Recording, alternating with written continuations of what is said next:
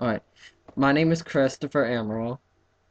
My name is Amy Newett, Um, we, I have autism. and I have muscular dystrophy. For those who don't know, autism, which is also known as autism spectrum disorder, which affects the neurological development, affects how people interact socially, speech, and depending what degree. It's called a spectrum disorder because everyone that has it has a different set of symptoms, but everyone with autism shares a certain amount of symptoms. But everyone has their own level. I'm a high functioning autistic. I have like a full. I got told I have high functioning autism, but I think I have like Asperger's, something along the line of that.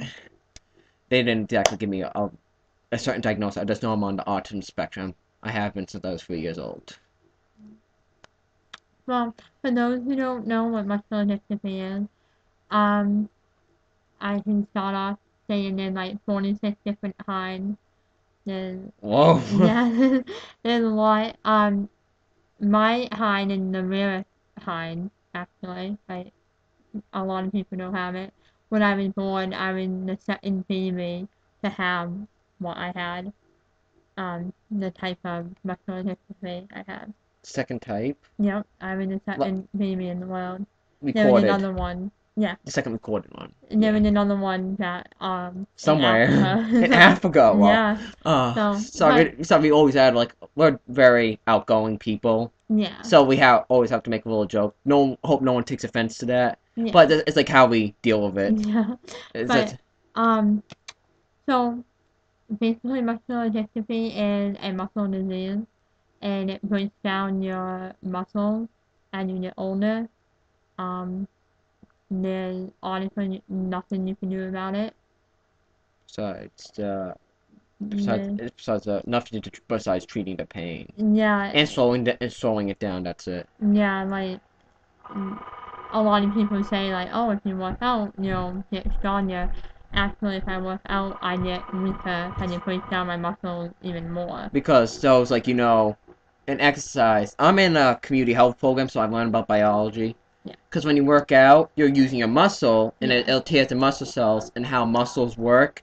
You mm, tear the muscle cells, then you glue new muscle cells to repair it. So yeah, that's why you see those bodies like, Arr. exactly. Yeah. But with muscular dystrophy, When you tear a muscle, you it says don't get that teared. muscle back. Yeah. Yeah, Don't so you? And we both.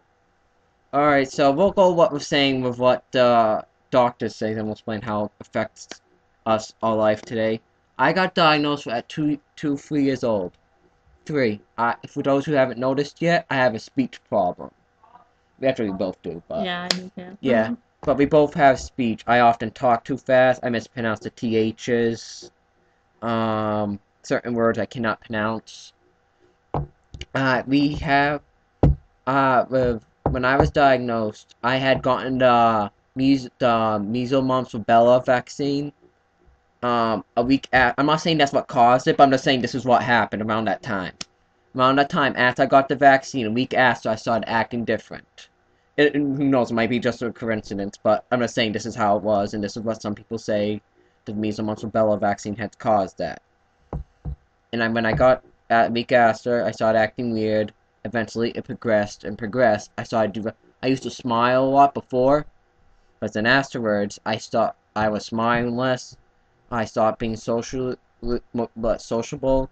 I didn't interact with anyone. Well, it's not being sociable, anyways. And then I stopped talking. All those things is the triple autism. You regress. That's what happens with some people that have it. When I got for months that people didn't believe I had anything wrong with me. My mom was the first one to notice that something was wrong because mother's maternal instinct. Something's wrong with the kid. And then as my mom said, "Oh, something's wrong," but my dad said, "Oh, there's nothing wrong. It's just being a boy." Even my pediatrician, who's a very good pediatrician by the way, he's very good. He diagnoses disorders, but I don't think he really came across autism before me. And mine was kind of hard because I was the first really boy my parents had.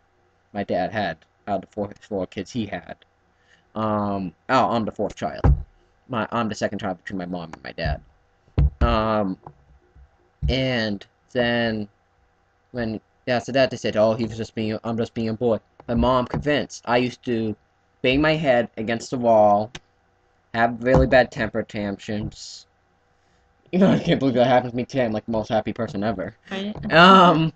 Um, and it basically threw a lot of fits. Typical autism.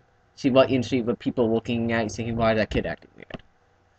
Um, and then afterwards, I went to the hospital in Boston to the neurological department, I think, and they finally diagnosed me after a few visits with a form of being on autism spectrum.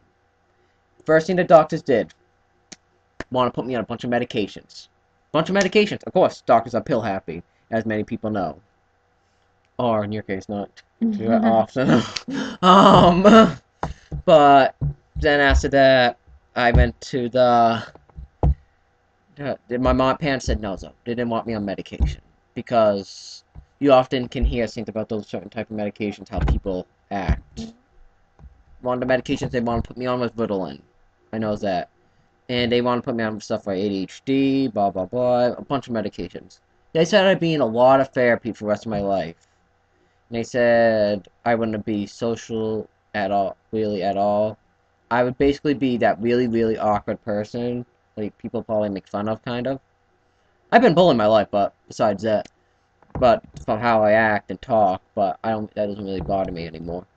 And but I act pretty normal. I say I act pretty normal Yeah. nowadays. Definitely. Um, that's what the doctors told me. I would be in a lot of therapy and all that. But okay, we'll explain how I act afterwards. After she goes through her part of the story. Um, I got diagnosed with my muscular dystrophy when I was 8 months old. Um, they my mom went through like a hard pregnancy, and they had to do a muscle biopsy on me, and that's how they found out I had muscular dystrophy. Um, basically, until I was like 3, they kept saying that I wouldn't be able to talk or walk, basically not do anything, just sit there. But when I was 3, I started to pronounce some words and everything, and um, I would say at 3.5, I got up one day and just started walking, and my mom called the doctor and they didn't believe her and everything, and Going to the doctor's office, right? the they didn't believe her, so we had to drive out to Boston and everything, and they were shocked because for one they don't know about my disease that much. So they were just predicting how it was going Based to. off the other types, And right? yeah, exactly. And they were very shocked that I was going to be able to walk and everything. So then, um, second grade, I had to be in a wheelchair because they knew I wasn't going to be able to walk a long distances. So since second grade, I've been in a wheelchair, and it's been hard coming up like all through the years, being in a wheelchair and moving around the places and having my type of condition. What Yeah. about didn't you say something about how long did they say you were gonna live when you were younger? Oh yeah, the doctor also said that I wouldn't live past 16, 15, 16, yeah. 15, 16. I wouldn't live past And how that. old are you today, Amy? I am 16. Yeah. I Yeah. am. I turned 16 in February and I'm still doing. They also said that I'm not gonna be able to walk as I get older. Probably like by the time I'm 20, I'm gonna be wheelchair bound. But I don't believe that. Well, as you can see, we don't exactly listen to our doctor's Oh predictions. no. I'm only on one type of medication. I don't care if my mom doesn't want me saying this, no, because I want to share with you people, the ones that are watching this right now. There is hope out there. I'm only on Zoloft for depression and my OCD and my anxiety. That's it. I have those conditions along with it because OCD is often part of autism. I didn't realize I really had OCD until earlier this year, last year. I know I had anxiety because you get chest pain. I'm on medication for that. and all. I'll explain more as but you finish. Sorry, I interrupted. Um, basically, they told me that, like, You'd be basically nothing. exactly. They basically For told lack of a me better word. that not to do anything, basically. But I'm proven them wrong, and yes, a million. And you're like you're one of the most outgoing. Oh, let me tell you a funny story. Okay, we met in high school. We go to a regional school, so that means we accept kids from other towns into our school. You have to get accepted. We were smart enough to get into there. Woo. I know. Right. High five. And then we were in math class, which was A block, the first part of the day for academics. And I remember sitting down, and a local right here come in a wheelchair. I'm like, oh, she's in a wheelchair. I'm like, poor girl. Like, of course, he's thinking because you're A being lot of sympathetic. people, you know. And then the teacher was like, oh, do you want us to move a seat for you? They asked. Actually, you couldn't finish say that part, but that was you. You want me to say it? Oh, sorry. I'll say it. All right. And she was like, "Oh no, I'm fine," and got up from the wheelchair and started walking. But everyone in the class was just like, because it's not every day you see someone that's in a wheelchair, a vertical moving wheelchair, like yourself, Yeah, and then get exactly. up and walk. I know, yeah. A It's lot of, yeah. it's like, I scare a lot of people, a lot. oh yeah. But, Didn't you scare a teacher in seventh grade or something like yeah, that? I scared a teacher, and in 7th grade, I stayed in my wheelchair a lot because it was just room to room, and we had just room to talk in, so, and one of the teachers didn't know I could walk, like, at all, Mm. and, I got up one day and he was freaking out and everything, and I'm just like, I'm fine. Like, It's like a miracle. Like, oh my God, or something like that. yeah, Um, but alright, let's go from how we how we are are today. today. Alright, doctors after that, I went to speech therapy, occupational therapy, because I have the sensory issues, typical of autism, like I'm sensitive to certain sounds and touch sometimes, depending, how bad my anxiety is now and all of that. I'm into therapy, and I started getting better. One of the things with autism, early intervention. Early intervention is a huge key, because you can help them while they're still developing and all that. And then as we I grew up. I was socially awkward for really a lot of my life, typical of autism. I didn't understand. One thing with autism, you don't always know people's boundaries. How I always described it to people being autistic. Imagine moving to another culture out of nowhere and not knowing the language they speak, the customs social rules that are there, and how people act. Because you know how every culture acts differently. That's what it's like for autism. That's the best way I can describe it. People with autism, we understand more imagery. We're visual learners, naturally. I understood that's like when I was learning to talk, they would hold up, let's say this iPod right here, it's a flash card. And there's a duck right here, we'll say that. And then it'd be word pronouncing duck. Oh, I just unlocked that. And then that's how we learn for visual. And then I gradually got better. But then in like middle school, I didn't really have a lot of friends. I was kind of made fun of throughout my life for being. I was really sensitive in elementary school. I cried a lot. And after fifth grade, I cried like almost every single day. Actually, that's really the funny part. I remember I got picked on once because of that, but no one really gave me any crap for it. And then in elementary school, but I got made fun of. Yes, I did. In middle school, I get kind of made fun of, but I didn't really realize it.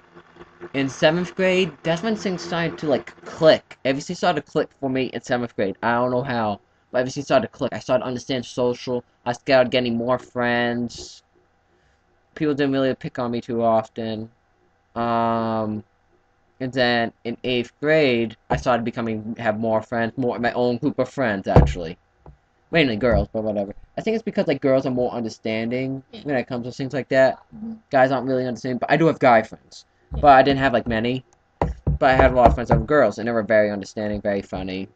very good about it with me my autism. And then as it went into it started to click more and more. I started to understand, well, that was really weird what I did. I started learning by like just watching people, watching them. Because things that people know naturally how to act socially, with autism, you have to learn it. We have to learn how to be. We have to learn how to act. I'm not sure if you have noticed, I don't think because you can't really see my eyes because of my black hair and there's not enough light. But I don't always like give eye contact in the video. I'm always like looking over there, looking over there. Mm-hmm. I don't always give eye contact too. Mm-hmm. Sorry if I'm talking too fast too. Am I talking too fast, you say? No, I don't think so. Alright. So, and then I'm very talkative now. I'm more I talk a lot now. And then in high school, this is when we met. Yeah. We go to vocational school, so we were in a trade. I started becoming really social. Then I have a lot more friends.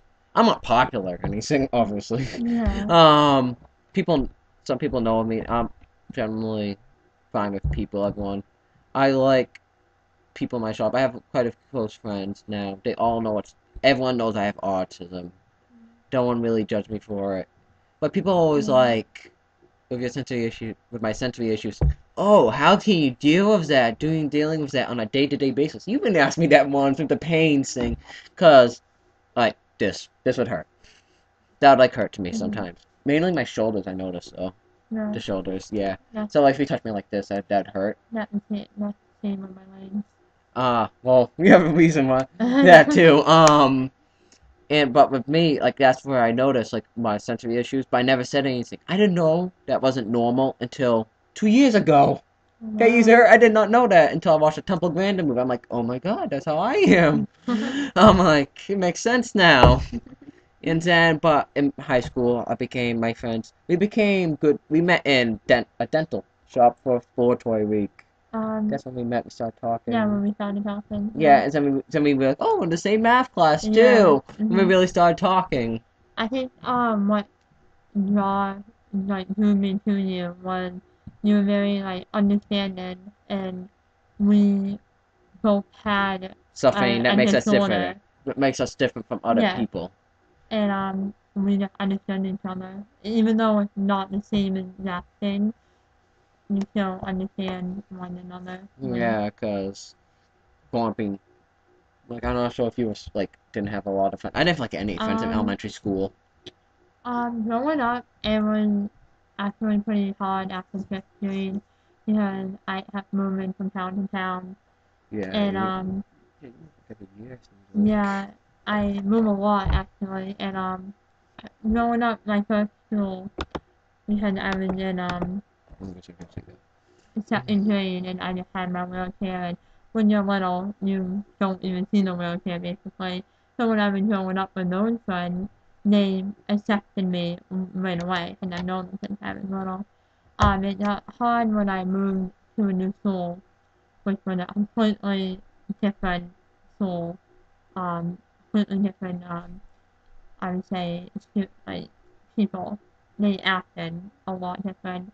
And it was really hard for me that year because I couldn't talk to anyone because of my speech impediment and everything, and I didn't like to talk in front of people, and because I was in a wheelchair, I was kind of laid back and not um outgoing as much. And then once I started getting used to that, I moved again, and that was a little bit easier, I would say, because I was older and I knew, this is my life. I have to deal with it. There's no going around it. So I can definitely say high school is the best for me because Yeah. Yeah. I got accepted right away and I made Our school, friends, and our school's pretty good anyways. exactly, our school is wonderful. I Like mean, they don't, a lot of people hate school, but a lot of people love it at the same yeah, time. but they're nice. Like they don't make fun of people. You know what I I mean? know, and the school doesn't really put up with it too much. And Exactly. bullying, our school has a strict bullying. We live in Massachusetts, so we have that bullying law too. Yeah, and yeah, I get looks a lot when I'm in the wheelchair and everything, but Yeah. I got looks because of how I act too. mhm. but we have to, Suffer through. yeah, we can't Just know listen around to it. this. A lot of people ask me, Amy, how can you do this every day, like be in a wheelchair and go through the pain every day? And when you have it, you have to learn to live with it You and have live to. in your life. You can't like let it just like ruin your life. Exactly. You have to push it past things. Exactly. You have to not sit back and feel sorry for yourself. Because, That's gonna get you nowhere. exactly. And you have to think, yeah, we do have it bad, but there are a There are lot of worse worse people. people out in I that mean, world. like some people with muscular. We're just gonna use our conditions for example. But there's people. I mean, I'm pretty high functioning with my Hmm. autism. I'm really high functioning. Yeah, And there's people with autism that can't even talk. Some can't even exactly. walk and Exactly. have seizures. I'm like, I got off lucky. I got Exactly. off really lucky. I got lucky. Like, And yeah, some, I'm in a wheelchair, but I you're don't not. have to be in it all the time. You can walk. We Exactly. just went to the mall. Like we just got back from the mall And earlier, yeah, and like we were walking around a little bit, going when through the escalator. when you Uh, see me in a mall, I'm a completely different person than I'm when I'm in the wheelchair. And when I'm out of the wheelchair, I feel more free and like a normal person yeah, per se. yeah. But I'm really lucky that I don't have to be in it like a lot of other people who have muscular dystrophy. Some people must can't even like move at all. Basically, what they Yeah. saw you of you, Mhm. and some don't even live to like out like how old you are. I know a lot of people. And with autism, I'm just happy where we are today. But one of the things is with our doctors. What doctors always do. I know doctors try to be realistic and give you, but a lot of times doctors are negative. They're really negative. They say you're never gonna walk. My Exactly. And prediction is she's gonna be walking for another 10 years. oh Well, yeah. we're gonna be going to clubs when we're older. Exactly. Yep. I haven't been to a concert yet because of my thing, but I'm gonna go to one. I'm going to one either Definitely. this year or next year. Well, when I have money to go to Mhm. one. I'm gonna go to one and try it out. Definitely. I try seeing new things out now. I wouldn't do that before. Uh, and just basically the doctors don't always listen to them. Doctors No. aren't always right. They're No. always right. For just look at us. Exactly. We're living proof No. that you can't be defined just by your disorder. It Exactly. it's you can beat anyone can beat this. It's you're not alone out there. People that Mhm. have this conditions, if you're watching, you're not alone out there. No. Yeah. We know what it's like. Mhm. We know Napoleon and what it's been through, but mm, You're not alone. you're not alone. And don't listen to the doctor. If the You doctor say you fight can't through it, walk, you fight through that. The doctor don't know how you feel. You you, only know how you feel. and you can get through anything. Long as you fight it through it, If you put your mind to it. you can do anything. Oh yeah. No, Definitely. no need to sound like a fortune cookie or I anything know. like that, but or like one of those like movies, Right. I yeah. know. But this is just how I mean. This is how it is. We don't let anything hold us back really anymore. We're No. very Exactly. we're best friends Yeah. now. we're Someone tells me I can't do it, I go out and do it and prove them wrong. yeah. It's just you have to. Like You have to. you have to. It's like um actually no need to be like root to IEP consultants. Like I want to take Spanish next year. I'm also Puerto Rican, so I have my grandmother that can help me with it. So I'm part Puerto Rican, so no Spanish. I don't know really any Spanish, but I'm also Portuguese, so I know some Portuguese. Hmm. But they said, "Oh, I don't think you can do it. I'm not sure if you can do it because with your IEP, you're not too good in English." I just got moved up to a new type regular English this year. Last week, well, I mean, well, my last year, I was Hmm. in uh double teacher English. Hmm. I'm in like regular English with the IEP teacher. Yeah. We beat the predictions Oh yeah. of what people say. I'm like, I'm gonna do that. I'm gonna take Spanish next year just because you said that now. I'm Exactly, gonna take like, Spanish. I'm gonna prove you wrong. I exactly. don't know if I'm one of A plus in that class, but No, I'm gonna learn it. If I need help, I'm gonna stay after for it. And exactly. also, you wanna know what? Also, I'm going to a AP class next year. I'm going to AP biology. Yeah, So you know what? It's not always. It may be. I may have a learning disability, but I just learn things a different way, and I'm still smart. I'm in a AP class. The, not everyone gets into an AP exactly. class. Yeah. I'm like, If basically if you have a disability, then it doesn't mean you're not normal. It doesn't mean you can't do everything that a regular person can do. It means you have to do it a different way. Like me, I can't do some stuff like physical. I have like they say you can't do it. I can do it. I just have to do it a different way than all the other people. yeah. And sometimes it's fun in a different way. Yeah, it is actually. It is. Yeah. Like actually, my psychiatrist that I go to see for my autism and all that. I have an autism psychiatrist. She said, "Oh, one thing that might help your speech is singing. If it's like singing lessons." I'm like, Why I'm not? like, oh, But call me maybe. well, Well, I think that's yeah, that's pretty much it. I. Basically, the whole thing of this video, you have a problem. You can get through even if you're. Alright, we're just gonna bring this up. The being if you're gay, bisexual, that does not matter. You're a person. Everyone's a person and is equal. Exactly. Yeah, I'm just bringing that up too because people are Yeah. like, but it Mm, doesn't matter who. If you have a problem, if you're different, you can still get through it. You that's can get it. through anything as long as you put your mind to it. And there's Exactly. always someone else out there that is there to help you. And always think that you're not the worst one there. You you can get through anything. As long as you put your mind to it. Exactly. And if you're autistic, you have muscle dystrophy, you have ADHD, you have bipolar, you have Cancer. depression, self-harm. I'm going to share this. I used to hurt myself. I used to. I Mm-hmm. don't care if people really judge me for it. I but it's like people with self-harm do it because it helps them get through things. I stopped self-harm. You can do it.